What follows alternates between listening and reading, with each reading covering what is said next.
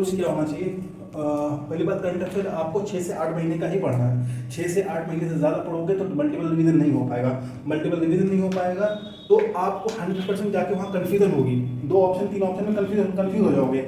अगर current affair का सवाल आता है तो सवाल पढ़ो तो आपके दिमाग में तुरंत क्लिक होना चाहिए कि हाँ इसका आंसर ये होगा।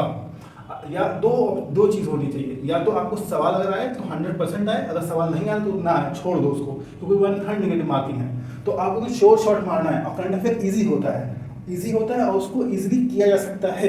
25 प्लस सवाल किया जा सकता है, बहुत आसान है। अब उसको करना क्या है कि सबसे बेस्ट तरीका होता है करंट अफेयर पढ़ने का कि डेली पढ़ो।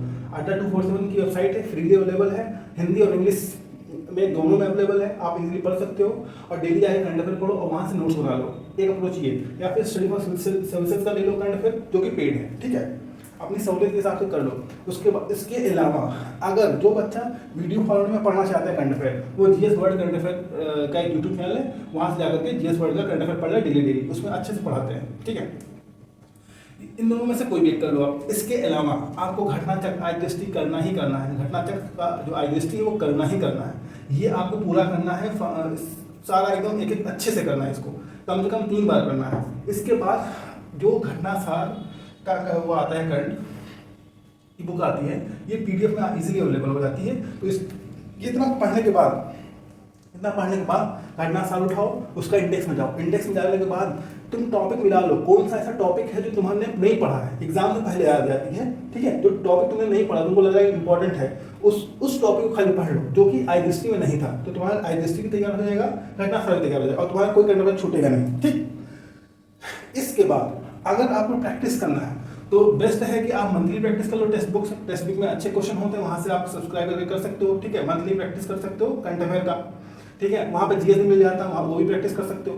इसके अलावा जीएस वर्ल्ड और ध्येय का, दोनों में से कोई, जीएस वर्ल्ड तो अच्छा करंट अफेयर देता है। जीएस वर्ल्ड का जो करंट अफेयर की वो आती है, टेस्ट आता है, लास्ट में आता है, वो ले सकते हो। उनका जो टेस्ट सीरीज आता है, फुल लेंथ टेस्ट आता है, उसमें करंट अफेयर का भी टेस्ट होता है, 2 या 3 होता है, वो पूरा कर डालो।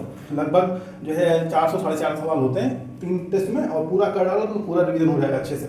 ये एक अप्रोच है, इसको आप कर लोगे तो 100% आपका 25 प्लस सही हो जाएगा। इसके अलावा एक चीज़ और करनी है जो कि बहुत डिफरेंट अप्रोच है, वो ये है यूपीपीसीएस आरओ, ठीक है, उसका प्रीवियस ईयर पेपर, और यूपीपीसीएस जो अपर पीसीएस होता है उसका प्रीवियस का पेपर उठाओ, पिछले 10 साल 15 साल जो भी जितना भी आपको मिले, उसका करंट टॉपिक देखो। करंट टॉपिक जैसे मान लो उसमें आया होगा कि ग्लोबल हंगर इंडेक्स 2016 पूछ लिया, ग्लोबल हंगर इंडेक्स कौन जारी करता है, या उसका इंडेक्स क्या है, या उसमें उसके किस किस चीज़ पर आधारित है, किस किस चीज़ों पे आधारित है वो, ठीक है।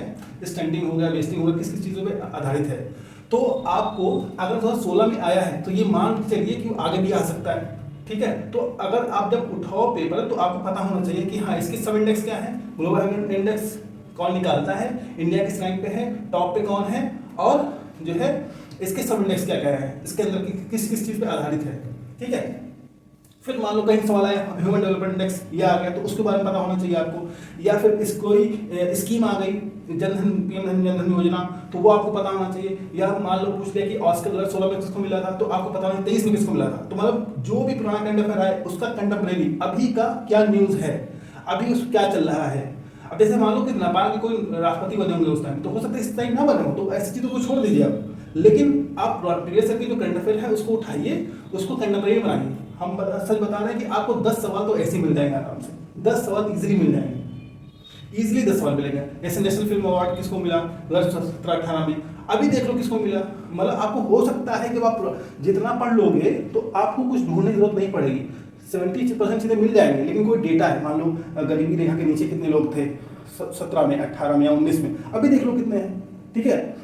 तो या फिर कुछ भी, या कोई कमेटी बनी होगी इस टाइम, तो ये भी सर्च कर लो कि कोई नई कमेटी तो नहीं बनी है, या हो सकता है करंट अफेयर में आपने पढ़ रखा हो। तो प्रीवियस ईयर का करंट अफेयर देखने से ये आइडिया हो जाता है कि हमने कोई चीज़ छोड़ी तो नहीं है।